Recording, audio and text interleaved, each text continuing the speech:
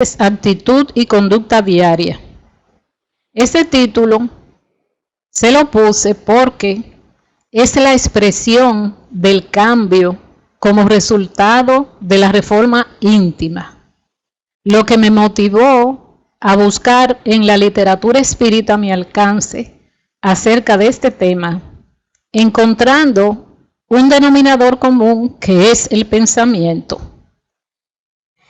En el libro Mecanismo de la Mediunidad de André Luis, encontramos de la materia mental de los seres creados, estudiamos el pensamiento o flujo energético del campo espiritual de cada uno de ellos con diferentes tipos de onda.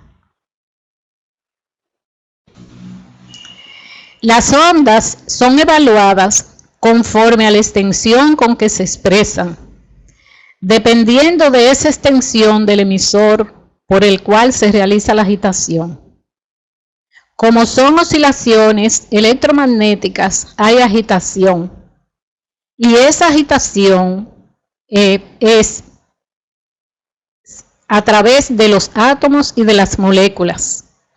Las ondas son oscilaciones electromagnéticas que se diferencian por la distancia que hay entre la cima de una de las ondas con la otra, con la siguiente cima, en vibraciones más o menos rápidas.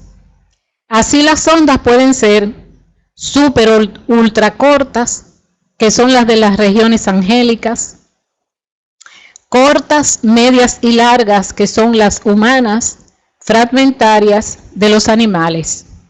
Ahí va una diapositiva. La corriente mental, mediante partículas energéticas, se exterioriza de cada espíritu con la cualidad de inducción mental o el impulso, tanto mayor cuanto más amplias se le evidencian las facultades de concentración y el tenor, que es el orden firme de una cosa, de persistencia, con rumbo a los objetivos que se proponga. La inducción es el proceso a través del cual un cuerpo que posea propiedades electromagnéticas pueda transmitirlas a otro cuerpo sin contacto visible, por lo que la corriente mental puede producir sus peculiaridades en otra corriente mental que sintonice con ella. Se conjugan esas ondas mientras perdure el flujo energético sostenido. Emitiendo una idea, pasamos a reflexionar en las que se les asemejan. Y tal idea, para que corporifique, necesita de nuestra decisión de sustentarla, manteniéndonos de tal manera y espontáneamente en comunicación con todos los que participan de nuestro modo de pensar y sentir, y mediante esa proyección de fuerzas es que actúa el espíritu en el mundo de las formas, pensamientos. En el libro de Basando el Infinito, de Ivonne Pereira, a través del instructor Becerra de Meneses, fue conducida y llevada al plano inferior, al plano espiritual inferior, en donde allí ella percibió, vio y vivió lo que eran las creaciones mentales colectivas de entidades afines. Había en una habitación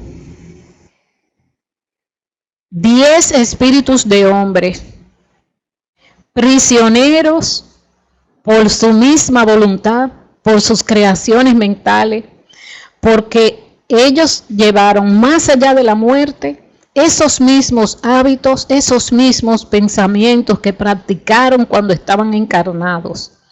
Se encontraban sucios, flacos, enfermos, estaban prisioneros. Ellos mismos crearon en las puertas y las ventanas barrotes Ellos querían como protegerse de algo, tenían mucho miedo. Ellos temblaban, aullaban, gritaban. Ellos estaban atormentados por la culpabilidad. Desesperados, se cubrían los ojos con las manos para no ver las visiones frutos de sus vibraciones mentales que infectaban el ambiente. En el patio había una cerca tan simple que era un alambre, pero del otro lado de la cerca había un cementerio. En ese cementerio ellos veían partes de seres humanos, de cuerpo humano, manos, pies, cabezas, y eso entonces los horrorizaba. Al lado de esa habitación había en contraste unas creaciones mentales de paz, de armonía, de alegría, de equilibrio, que voluntariamente realizada una mujer de color, antigua esclava, cocinera. Ella misma creó una cocina fabulosa con ollas de cobre, con platos, cucharas, vasos y todos los implementos vegetales, frutas deliciosas, y se puso a cocinar para ellos, a ver si el aroma los motivaba. Entonces, Ivonne Pereira fue donde ella y le dijo que, porque uno de los espíritus desesperados le decía, tengo mucho tiempo que no como, yo quiero comer. Entonces fue a la cocina donde la señora y le dio un plato con comida. Cuando se lo entregó al hombre, que lo miró, lo tiró enseguida gritando, porque lo que veía era partes de cuerpos humanos.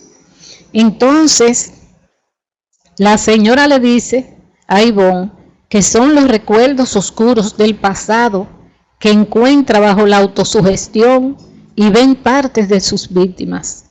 El panorama fluídico de esa cocina existía del trabajo mental de la entidad responsable por la vigilancia de los sufrientes, por la acción de la voluntad sobre los fluidos y las materias esenciales del mundo invisible. Ella había creado el panorama citado para la caridad de asistencia a sus pupilos en precario estado de materialidad.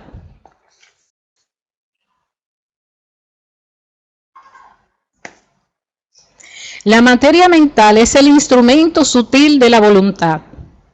La voluntad es atributo esencial del espíritu.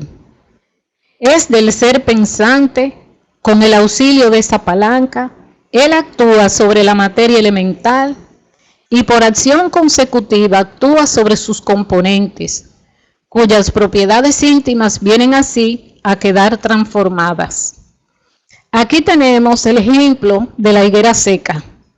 Jesús, al volver para la ciudad, tuvo hambre, y viendo una higuera al borde del camino, se aproximó a ella, mas no encontró sino hojas. Le dice entonces, nunca nazca fruto de ti. En el mismo instante la higuera secó. Se encuentra eso en Mateo 5, 18.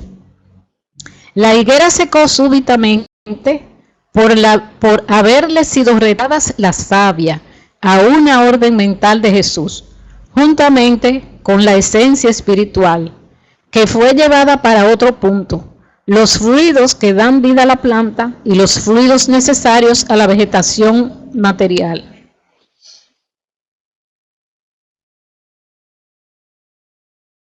A cada momento, los espíritus operan sobre los fluidos espirituales con la ayuda del pensamiento y de la voluntad. Con el pensamiento imprimen a esos fluidos tal o cual dirección, los aglomeran, combinan o esparcen, forman objetos, cambios en sus propiedades, etc. A veces esas transformaciones resultan de una intención producto del pensamiento inconsciente, pues basta al espíritu pensar en una cosa para que ésta se produzca. En el libro de Basando el Infinito, en el mundo espiritual, la tía de Ivonne Pereira fue llevada en espíritu por su madre al hogar a visitar a una tía que había fallecido hacía 3 años. Ella la recibió con mucho amor y la recibió en un salón que era exactamente igual al salón de su antigua residencia terrena, con un viejo piano de roble que fuera suyo, su sillón donde se sentaba, sus cortinas, todo exactamente. Era una reproducción fluídica. Y aún en esa oportunidad, el piano y el salón estaban allá, en la tierra. A cada momento, el espíritu está haciendo modificaciones, renovando su destino. Los pensamientos y los actos son sus agentes importantes, responsables de las alteraciones que le concierne vivir en el suceder de los días. Y esto es porque a cada acción le corresponde una reacción equivalente. Un ejemplo es hogares. Hay hogares que están tan densos que no pueden quedarse los niños en el hogar. Vienen de la escuela, comen y por ahí mismo se van para afuera. Asimismo la pareja, generalmente el esposo, coge y es difícil encontrarlo en la casa, porque en el hogar hay que orar, hay que meditar, hay que hacer el estudio del Evangelio, hay que tener los pensamientos siempre en armonía. A cada momento el espíritu está haciendo modificaciones, renovando su destino. Los pensamientos y los actos son sus agentes importantes, responsables de las alteraciones que le concierne vivir en el suceder de los días. Y esto es porque a cada acción le corresponde una reacción equivalente. El pensamiento es generador de los infracorpúsculos de las líneas de fuerza del mundo subatómico, creador también de las corrientes mentales del bien y del mal, la grandeza o la decadencia, la vida o la muerte, según la voluntad que lo exterioriza y dirige. Y la morada de los hombres aún está sumergida en fluidos o vientos vivos y semicondensados de estrechez espiritual, brutalidad, angustia, crueldad, egoísmo, injusticia, odio, sombra y miseria. Eso provoca que en el planeta, por encima del planeta, por ejemplo, en el libro de los mensajeros de André Luis, dice Iván, el instructor Aniceto, en conducción rápida, entonces dice, estamos penetrando la esfera de vibraciones más fuertes de la mente humana. Nos hallamos a gran distancia de la superficie de la Tierra, pero ya podemos identificar desde luego que sí, la influencia mental de la humanidad encarnada. Es decir, estaba tan denso que ellos tuvieron entonces que cambiar por la locomoción, porque esa era la atmósfera pensante de la humanidad en la tierra. En el libro Volví, el hermano Jacobo también observó, luego de su desencarnación, cuando lo conducían al grupo, a la colonia espiritual, observó la sombra que recubría la corteza, y el hermano Andrade le dijo que la esfera carnal permanece creada por vasta condensación de las energías inferiores, pudiendo ver el material oscuro que rodeaba la morada de los hombres. El hombre ¿Podría con su esfuerzo vencer siempre sus malas tendencias? Sí, y a veces con pequeño esfuerzo, nos dice Kardec. Lo que le falta es voluntad. No hay pasiones tan vivas e irresistibles que la voluntad es impotente para vencerlos. Muchas personas hay que dicen, lo quiero, pero la voluntad no les pasa de los labios. Lo quiere y están muy contentos de que no suceda. Cuando se cree no poder vencer sus pasiones, es porque el espíritu, a causa de su inferioridad, se complace en ellas. El que procura reprimirlas comprende su naturaleza espiritual y el vencerlas es para él un triunfo del espíritu sobre la materia. El apóstol Santiago aconsejaba a los discípulos limpiarse las manos.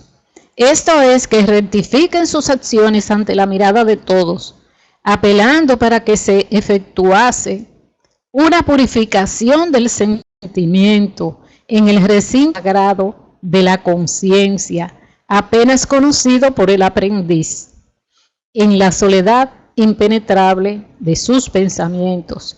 Pero Santiago no se olvidó de afirmar que eso es trabajo para los de doble ánimo, porque semejante renovación jamás se hará tan solo a costa de palabras brillantes. Aquí interviene la coherencia. Es muy importante decir y hacer exactamente. ¿Puede orarse con provecho por otro? El espíritu del que ora obra en virtud de la voluntad de hacer el bien. Por medio de la oración, atrae a los buenos espíritus que se asocian al bien que quieran hacer. Kardec dice en una nota, ¿podemos nosotros mismos, por medio del pensamiento y la voluntad, poseemos nosotros mismos, por medio del viento y la voluntad, una potencia de acción que se extiende mucho más allá de los límites de nuestra esfera corporal? La oración hecha para otro es un acto de esa voluntad. Si es ardiente y sincera, puede atraer en ayuda de aquel a los espíritus buenos, a fin de sugerirle buenos pensamientos y darle la fuerza al cuerpo y al alma que necesita. Pero también en este caso, la única valedera es la oración del corazón, no significando nada la de los labios. Un ejemplo de esto son las irradiaciones que de buena voluntad se hacen y con amor, por ejemplo, que las hacemos en los centros espíritas por los sufrientes encarnados, desencarnados y por toda la humanidad. Del libro Liberación encontré que para la liberación de Gregorio había una reunión.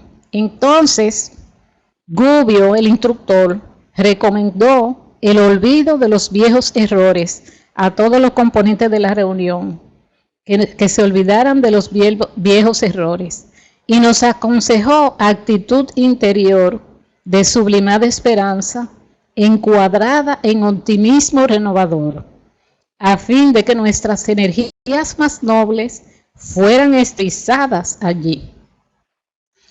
Esclareció que un caso de socorro, cuando es orientado en los principios evangélicos, es siempre susceptible de comunicar alivio e iluminación a mucha gente, y que para recibir la bendición del plano superior, era imperioso guardar inequívoca posición de superioridad moral, porque el pensamiento en una reunión como aquella ponía en peligro fuerzas individuales de suma importancia en el éxito o en el fracaso del intento. La benefactora Matilde, que es la madre de Gregorio, les dijo: la mente humana, honrando los patrimonios celestiales que le fueron conferidos, no podrá vegetar a la manera del árbitro mezquino que nada produce de útil en la economía del orbe, ni debe imitar al irracional que se localiza en la retaguardia de la inteligencia incompleta. Es decir, que cuando estamos en una reunión seria en el centro espírita, nosotros tenemos que, o vamos a hacer un evangelio, entonces tenemos que guardar esa seriedad, esa gravedad, ese optimismo renovador, esa esperanza y esa fe, para que envuelto en el amor y en el buen deseo, la intención de hacer el bien, esas irradiaciones puedan llegar hacia los bienhechores espirituales, que son los que van a hacer la transmisión de esas peticiones. El pensamiento no es la propia alma que se transporta. Cuando el pensamiento está en alguna parte, el alma también ahí está, pues es el alma quien piensa. Cada espíritu, dice Allan Kardec, es una unidad indivisible, mas cada uno puede lanzar sus pensamientos para diversos lados, sin que se fraccione para tal efecto. Emmanuel dice que los pensamientos son elementos dinámicos de inducción, ampliándonos la responsabilidad en lo que toca al simple acto de pensar, responsabilidad que nos impone una conducta evangélica en la emisión del pensamiento. Responsabilidad nos impone no solo el control y la disciplina de la actividad mental, mas también la sensatez de la selección de los pensamientos. Aquí entonces conocemos ya el mecanismo de los pensamientos y cómo nos afectan, y los factores que intervienen en los pensamientos, que son la voluntad, la persistencia, la intención, la responsabilidad, la coherencia, la vigilancia. Entonces, como conclusión, vamos a lograr a leer todas las recomendaciones de Juana de Ángelis en sus libros muy interesantes del ser consciente y del autodescubrimiento. Mediante el cambio del hábito mental, del cultivo de las ideas, sustituir las ideas perturbadoras por otras saludables, ya que todo espacio debe ser llenado del ejercicio disciplinado de los pensamientos, pasando a la alteración de los placeres y gozos ilusorios que deben cederle lugar a aquellos que se expresan como una manifestación de la realidad que otorga plenitud. Tendrá lugar la liberación de los vicios y fijaciones, desidentificándose de la conducta tormentosa. Disciplinar y edificar el pensamiento a través de la fijación en la mente de ideas superiores de la vida, del amor, del arte elevado, del bien, de la inmortalidad, constituye el objetivo moral de la reencarnación, de modo que la plenitud, la felicidad, sea la conquista a ser logrado. Ahora aquí en este párrafo me recuerdo de Federico Chopin, que fue un músico en varias existencias, tuvo que ver con el arte. Entonces ahora él le dijo a Ivonne Pereira en Devasando el Infinito que para el año 2000, en ese periodo del año 2000, él iba a reencarnar como medium curador, como curador.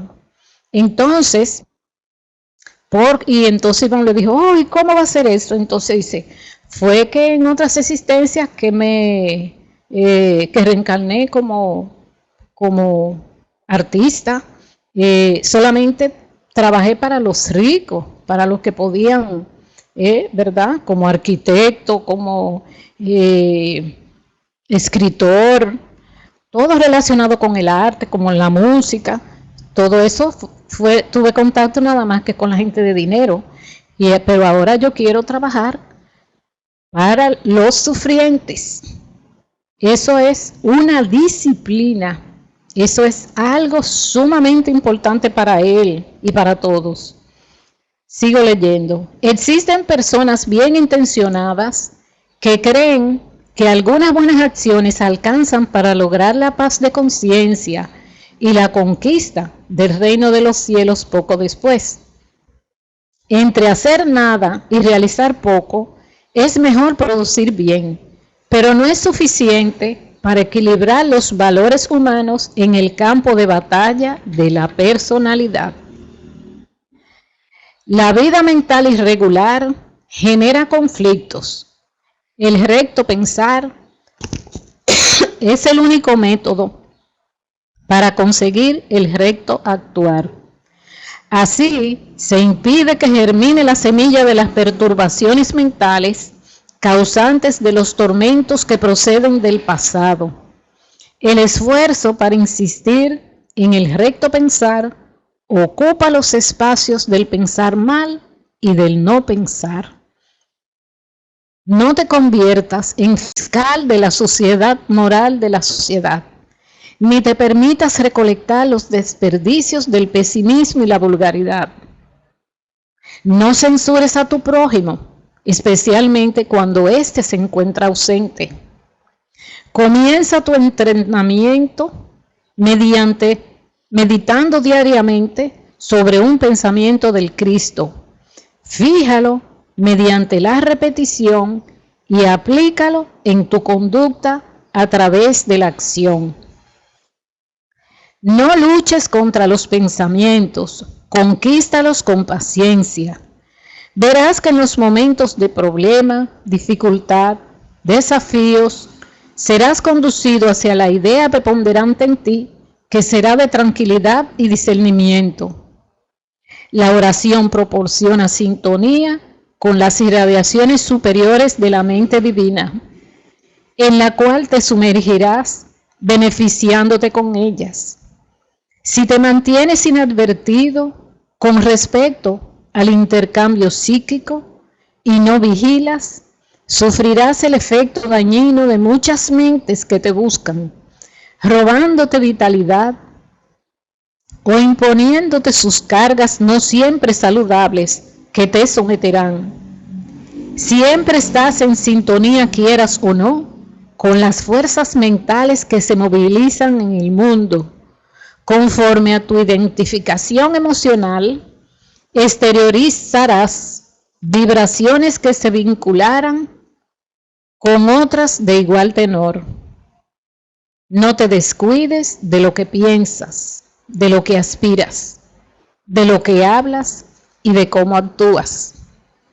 Todos esos pasos proceden de la mente y si no la tienes disciplinada, habituada a la buena dirección, sufrirás la correspondiente reciprocidad. Esas son las recomendaciones de Juana de Angeli para mantener el pensamiento ocupado, equilibrado, ocupado en el bien, en el amor, en la caridad. Y ahora concluyo con una linda historia que encontré en el libro Anotaciones Espíritas de Geraldo Campetti. Los dos monjes. Dos monjes en peregrinación llegaron al borde de un río cuando vieron a una joven que necesitaba cruzarlo, mas porque la corriente estaba muy fuerte, ella tenía miedo de cruzarlo. Uno de los jóvenes, viendo a la joven en aquella situación, la cargó en sus brazos y atravesó el río con ella. La colocó en el suelo seco del otro lado. Los dos monjes entonces continuaron su peregrinación. El otro monje, después de 2 horas, le reclamó diciendo: ¿cómo usted pudo haber tocado a una mujer sabiendo que es contra los mandamientos tener contacto íntimo con ella? ¿Cómo puede ir contra las leyes de nuestra orden? Usted pecó fuertemente.